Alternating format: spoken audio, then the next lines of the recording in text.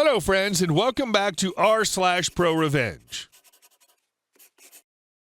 Let's start with the story in which a couple of words could have led to a disaster.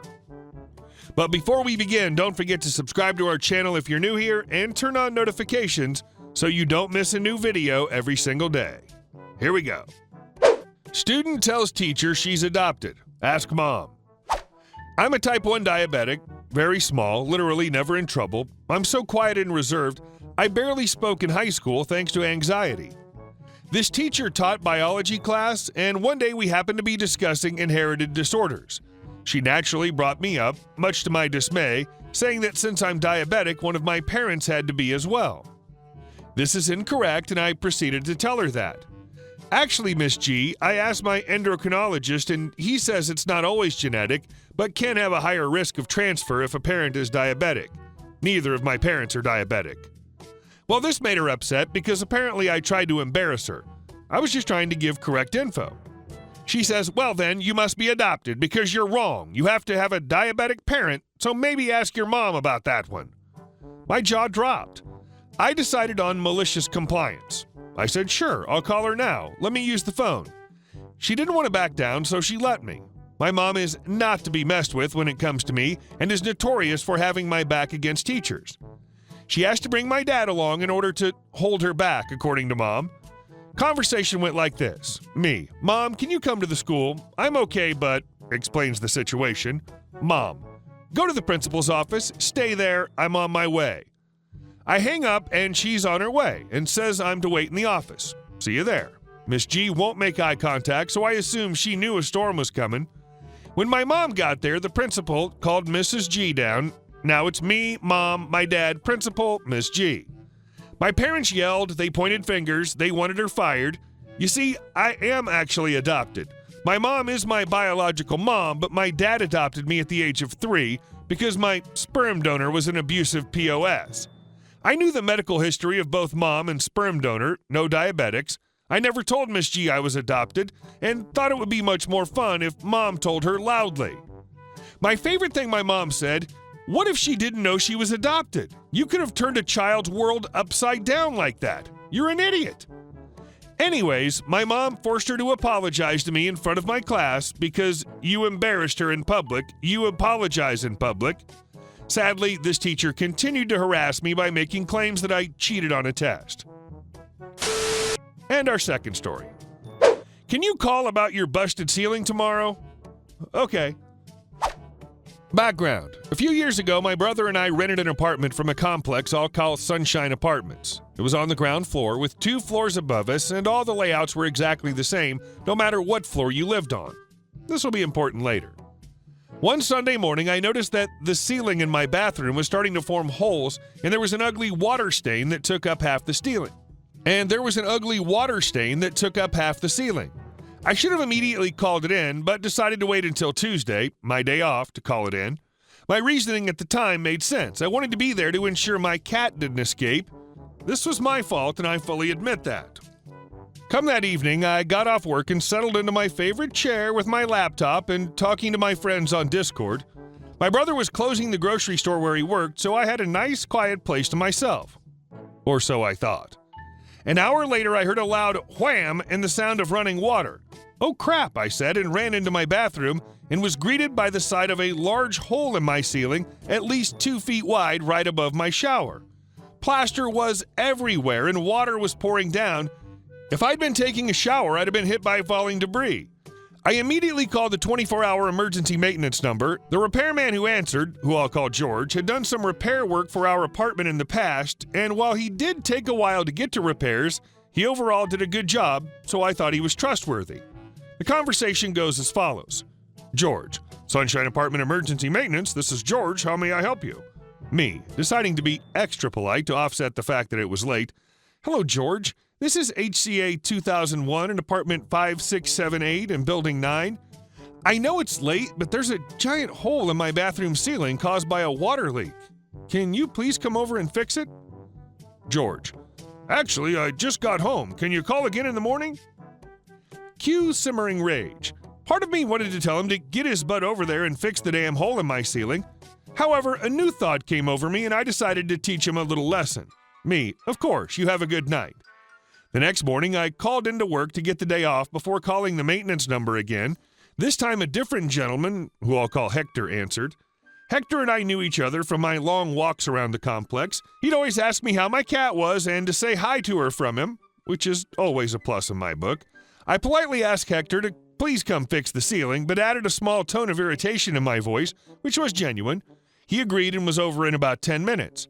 When he came in, I brought him into the bathroom and showed him. Hector, eyes widening. Holy crap, he looked at me. Did you call this in when it happened? Me. I did, but George asked me to wait until today to call. Hector, why did he ask you to wait? Me. He said he'd just gotten home.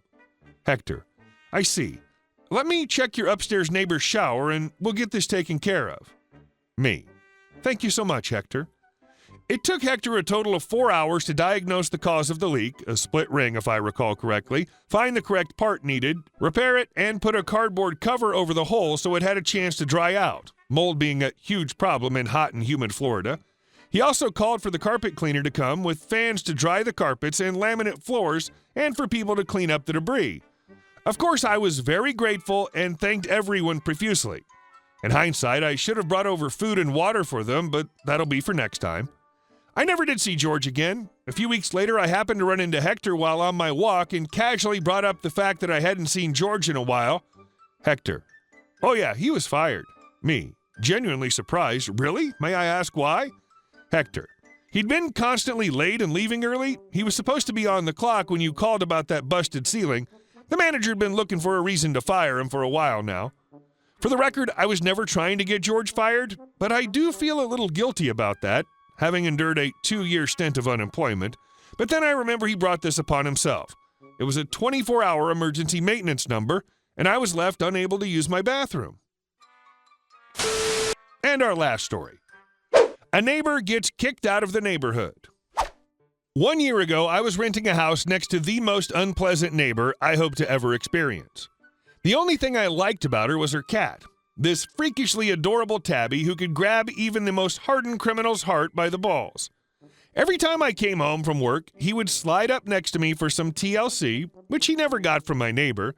As far as I could tell, she just used the poor thing to keep mice away and play, i.e., be terrorized by her toddler grandkids on the weekends. The poor fur baby looked severely underfed and always appreciated the meals I'd leave out for him on our back porch. I have an indoor fur baby of my own, a tailless ball of energy aptly named Goblin, and one day he managed to escape outside. Luckily, I found him within a few hours, but by the next morning, what jumps on my lap? Not Goblin, but a flea. And if my social butterfly cat had fleas, I was positive the next door fur baby had fleas too. Now, I had a bitter history with this neighbor. In addition to being a T-rocket to her cat, she'd harass my older parents when they were helping me move in. Why? Because our U-Haul rental was blocking a dead-end sidewalk in front of my house. My parents are very kind people. My mom has literally been thanked on customer service hotlines for being so sweet, and this lady was berating them needlessly for ruining the community, ranting even longer than they'd been parked, until they eventually moved to an inconvenient and wholly unnecessary distance. Regardless of her T-rocket personality, I figured I'd warn her anyway in the best interest of her fur baby. When I knew she was at home the next day, I knocked on her front door. When she answered, no hello, just a scowl, I started to explain that my escaped indoor cat has fleas, so there was a good possibility that her outdoor cat also had fleas. Immediately, she berates me for letting my cat get fleas and snaps that she keeps her house very clean, unlike me, so there's no way her cat has fleas. I just loudly sighed at her and went back home as she continued to yell, "You've never even been in my house, lady. And that's not how fleas work." All week, I noticed her cat scratching himself raw, and I felt so badly for the little guy. I wanted to give him flea medication and a flea bath, but with my neighbor now watching me like a hawk and screeching like a banshee, if I even pet him anymore, I had to leave him alone. But I realized there was something I could do. You see, we share the same landlord who was very concerned about household pests and instructed us to call him at the first sight of a bedbug, tick, etc.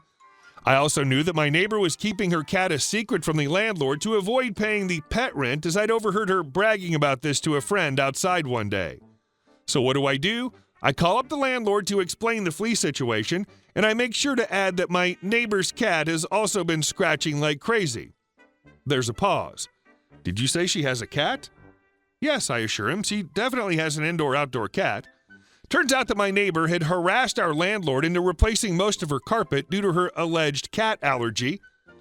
I don't know why the landlord caved into this, but it wasn't cheap. And now our landlord learned that not only had a mad woman lied about an allergy to score a free renovation, but she hadn't paid pet rent in more than a year. Well, an exterminator gets called, and our landlord himself shows up to oversee the whole thing. We had both received a flyer taped to our front doors giving notice that he would be coming to our houses on that date, but I may or may not have removed my neighbor so she wouldn't be able to just hide evidence of her cat for a few hours. So our landlord arrives, and I listen gleefully with my window open as my neighbor tries to prevent him and the exterminator from entering. Eventually, she allows them to come inside, where there's obvious evidence of a pet living there. I don't know exactly what transpired between her and the landlord. There might be other crap stains on her record, being such a nutcase, but a few months later, I had a new next-door neighbor. And guess who Mad Woman purposely abandoned during the move? Her poor fur baby, who became a much-loved and flea-free member of our house. Hey guys, thank you all for watching the video. I'll see you in the next one.